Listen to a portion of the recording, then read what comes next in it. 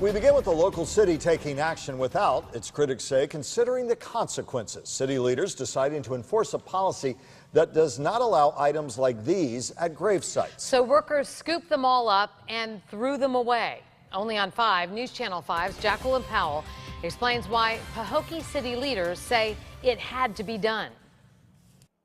Crosses with flowers, flags, and little angel figurines, all things you'd expect to see on graves, but not in the Port Mayaca Cemetery anymore. The plots are bare. Everything's been removed. To me, it's desecration of graves. That, this is hallowed ground, and that, truthfully, that's grave robbing. Lewis Pope's infant daughter, college-age son, brother, and father are all buried here. He says he couldn't believe it when he stopped by, and decorations from years of visits were gone. And there's some things that my daughters had made and put up here, little notes that they had left, for their brother.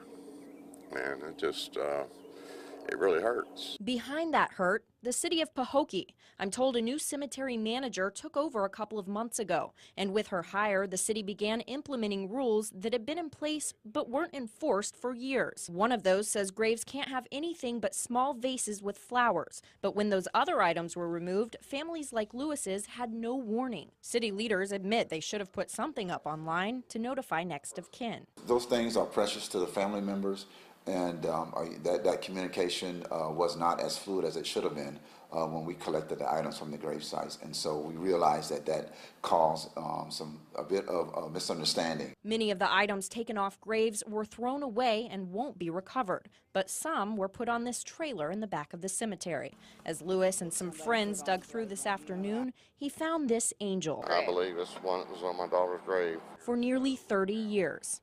Tears in his eyes, he took it home.